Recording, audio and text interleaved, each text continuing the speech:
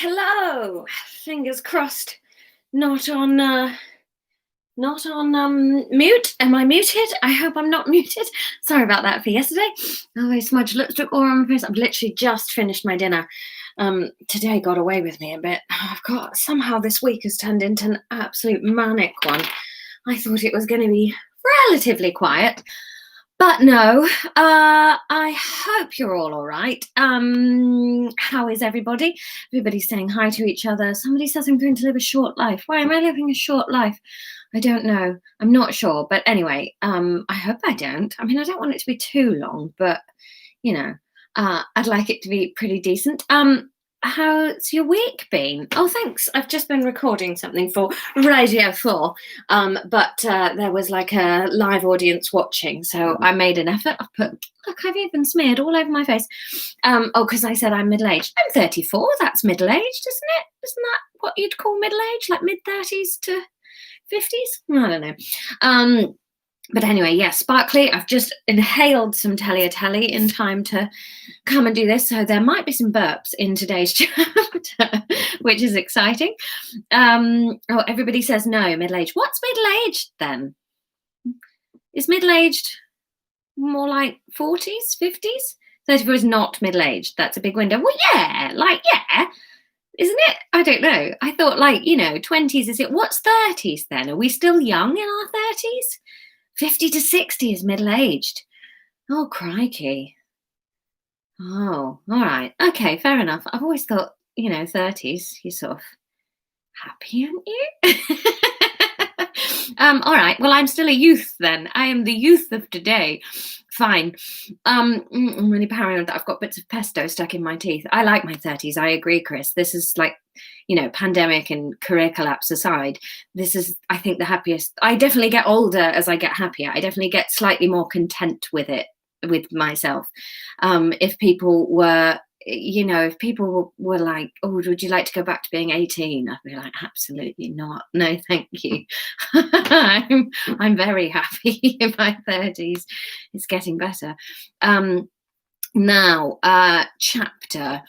Yes, so just for clarity, just to make sure, these are filthy. I'll take them off. I need to clean them. Just for clarity, so the vote was a tie, and I know how fond you all are of Tom, so I gave it to Tom to make the decision. So that's how we got where we were, because it was a dead heat tie between two of the options. So I actually phoned Tom from my office downstairs to where he was, and asked him which one we were going for. He had no background information. He's not listening to this story, but I think you'll be quite happy with the outcome for today. He's also getting involved in our Christmas Eve shenanigans. I had an idea today for what we're going to do for Christmas Eve. So as long as nothing goes horribly wrong and I don't run out of time to do that plan, I now know what is happening. If I donate, can you please buy batteries for the clock? It's upsetting me. I've got batteries for it. I've got rechargeable ones, but Tom nicked them for the mouse for his computer, and I did ask him for them back, and he hasn't given them to me. And then my other rechargeable ones I've got outside in my Christmas lights at the moment. So I'll just take the clock down. Is that better? I phoned Tom downstairs. Where do I live, Downton Abbey? No, it's just that my office is in the roof, and he was all the way down, and I didn't want to walk all the way down just to come back up. I was being lazy, not posh. Tell us what's happening. Can Mackie wear a Christmas outfit too? Do you know what? I've put Tom in charge of our Christmas outfits for Mackie, because on Saturday, because I think we're in tier 2 at the moment, unless we change. And the rules are you can have people over outdoors. So normally my friendship group, we'd all go to the Grand Hotel on the seafront, and we all get really dressed up, like red carpet dressed up, and we go for Christmas cocktails, and obviously we can't do that this year, so we're all a bit gutted. So this year we're having a series of garden parties, so in our bubbles, like where we're allowed 6 people, and then each party is going to Zoom each other party, which is really nice. So we're doing that on Saturday. So I've set Tom in charge of getting Mackie a costume. I really want her to have, those ones where it looks like an elf is running along holding a present. I really want her to have one of those. So I've got to sort all that out for Saturday. What are we doing? Well, It'll be, yeah, I can tell you guys, as you guys are the regulars. I was nervous about telling you in case I run out of time to do it. So if I run out of time and everything ends up being terrible and I just don't have time to do it as I want to, it'll just be a story. If I get the time to do it the way I want to do it, it'll be, do you remember those books that you used to have when you were little that were like choose your own adventure? So it would be like, you come to a door, which door do you want to take? And then whichever door you open goes to another place. I'm going to try and make one of those. That's the plan anyway, all set around Christmas, and I think you won't be able to die because I feel like I remember on those choose your own adventures it'd be like you fall off a cliff and you're dead. That's not the Christmas vibe I want to go for, so I think there'll be a couple of different endings that you can get to, but depending on which way you go through the route, you can do that, and then I will potentially be able to make it downloadable, I think. So then you guys can have it, like if you wanted to play it with friends over Zoom or something, you could read it out for other people. So Tom and I were just talking about how to do that logistically. He's really good at that sort of thing. So we were sort of thinking like maybe if we make a flow chart and then I write the beginning and the endings, and then it's just a case of sort of filling in some adventure stuff on all the middle bits. The other thing I need to work out is how we can vote. Like whether I need to work out a voting system, because it'll just be too long for me to read all of the different votes. So I need to work out how to do polling somewhere in comments, like hopefully not on Twitter, because then other people that aren't watching it will get involved. But I wonder if there's a way that I can keep giving you polls to answer. So that's the other thing. If anybody knows how to do tech stuff, let me know. Polling on Zoom. Yeah, you can poll on Zoom, but I was thinking, because I want to make it like really accessible for people, I was thinking we'll just do it on YouTube as we normally do, because then I don't have to work out another technology and people don't have to worry about their cameras being on, and I don't have to work out like muting people and talking to people. So we just need to work out how to do the polling. But other than that, yeah, I think that should be doable. Polls are easy on Twitch. Oh, should I try and go on Twitch? I'll talk to some people on Twitch. Thank you, Mystic. That might work. Yeah, so I think I used to have a Famous Five one as a child, and it actually had a little backpack that you had different things that you could slide in to see what equipment you had. Robin Perkins does polls on Zoom. Oh, okay, I'll ask her. I love Robin. She's so adorable. Thank you, Dirkers. Mackie can play Kate. Yes, well, I'm thinking the story will be a standalone Christmas story. It's one so that people can come and watch it if they haven't been here with us all year, but also like it's festive, isn't it? So I think it'll be like full Santas and elves, all that kind of stuff,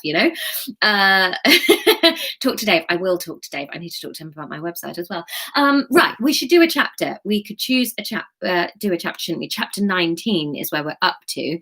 So yes, you voted on what kind of bar. They were in the arrivals lounge. Polly had sort of said some stuff to Kate, and we'll see where we go. So chapter 19. The air was cold as they got out of the taxi in the city centre. I knew there'd be burps.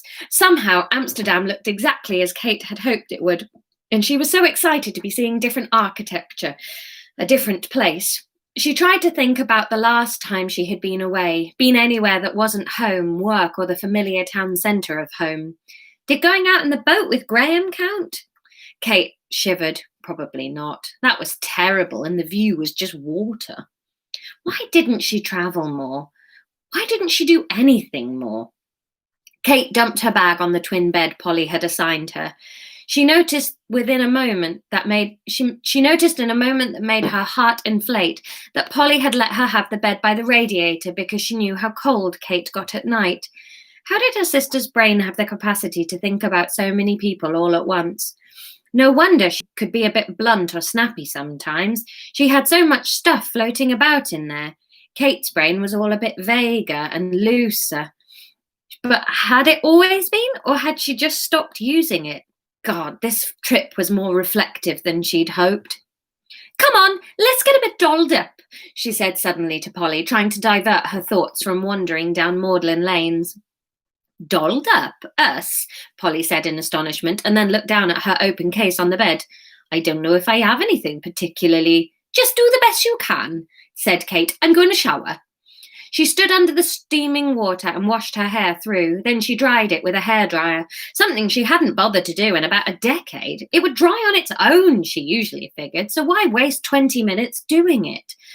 But looking at it in the mirror as it bounced and shone, she realised with a little glow of pride that her hair could be quite pretty when she styled it. That looks lovely, said Polly. Will you do mine? I wouldn't know how, Kate muttered, immediately feeling embarrassed. You always used to do mine. Did I? Kate stopped talking as the memory of sitting with Polly and styling her hair came back to her. Oh yeah. Oh, go on then. Give it a wash and I'll blow dry it. I'm not promising anything, mind. Kate selected her black jeans and a simple black jumper. With a nice red lipstick, that would look very European chic, she thought. It was lovely sitting in the warm heat of the hairdryer styling Polly's hair. It was a simple job, but one that Kate found she could focus on, and it kept her brain occupied but resting. A little bit like when she was chopping and cooking. She was busy, but not so busy she felt frazzled. Good busy. They hit the streets of Amsterdam, both feeling fizzy and excited. It was a long time since they'd been out together, possibly since Polly's hen party. They walked past restaurants and pubs and clubs, several places that they weren't sure what they were, and all the while Kate felt like she could see herself from a bird's eye view. I'm a tourist in Amsterdam, she thought to herself excitedly. People looking at me must think I do this all the time. Eventually, they chose a small, cosy-looking pub on a quiet street slightly outside of the main canalways.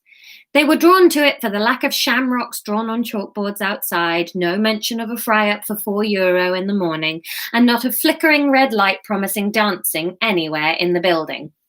The tables were scrubbed bare wood, and it was lit with soft wall lights and flickering candles in bottles. Kate immediately felt at home. This place was perfect. She felt like she could sink into a chair and relax. She ordered 2 foamy pints for herself and Polly, and they settled themselves at a little round table. Kate fought with the urge to pick the wax off the table. Polly wiped bubbles off her upper lip and looked at Kate. So who was this date with, then? Kate groaned. Oh, a guy called Graham. He's really lovely and everything, but definitely not for me. Why not? What's wrong with him if he's lovely? We're just not into the same stuff, I suppose. He's really quiet and he likes fishing. I don't think we have much in common. There's no spark. I can't believe you went on a date without telling me.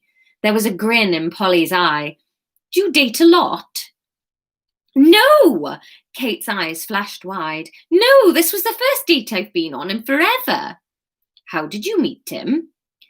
On an app, Kate admitted shyly. I sometimes chat to people on there, but I never normally go on dates.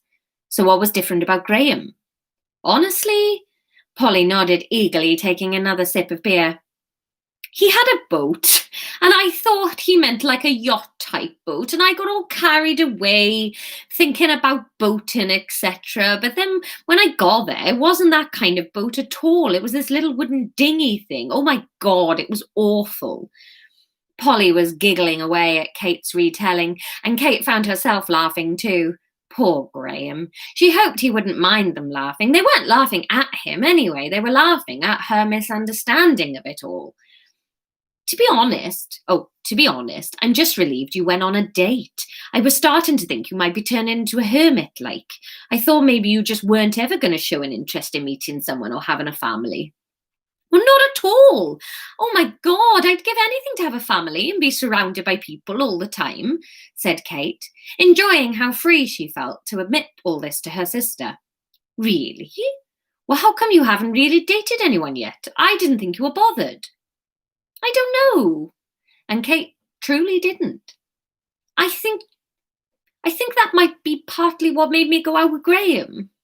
When we were talking, I had this fleeting moment of feeling like it'd be okay to get out of my rut for a bit.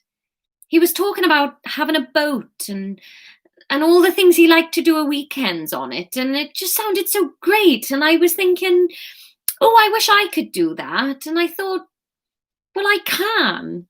I could just go out with him and then I would be that person. But then When I didn't like it, I thought, oh, yeah, I don't really get things right. That's why I don't try. But just because you didn't like fishing doesn't mean you wouldn't like anything. Go on, what's your dream Saturday? Polly leant in across the table. Kate felt uncomfortable under so much scrutiny. She cleared her head. I don't know. Cooking, I suppose?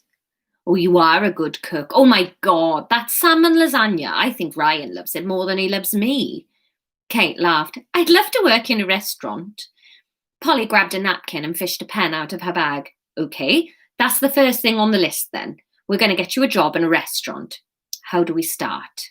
I can't work in a restaurant, Kate started, but Polly shushed her. Oh, stop it. Of course you can. We just need to work out what starting job you need or what qualifications to get you going, and then we go from there.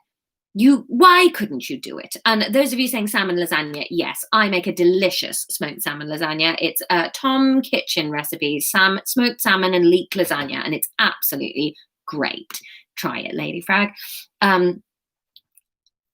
Salmon lasagna. It's delicious. It's so nice. Oh, stop it. Of course you can. Blah, blah, blah, blah. You can't carry on doing your job forever or your brain is going to turn to complete mush. Kate looked at the napkin, which now had restaurant job written on the top in Polly's neat capital letters. She liked the thought of that. Yeah, smoked salmon. Yeah, smoked salmon lasagna. It's lovely. It's leeks and like cheesy bechamel and smoked salmon. What else goes in it? I can't remember, but it's normally what I make on Christmas Eve for my whole family to eat. It's so nice.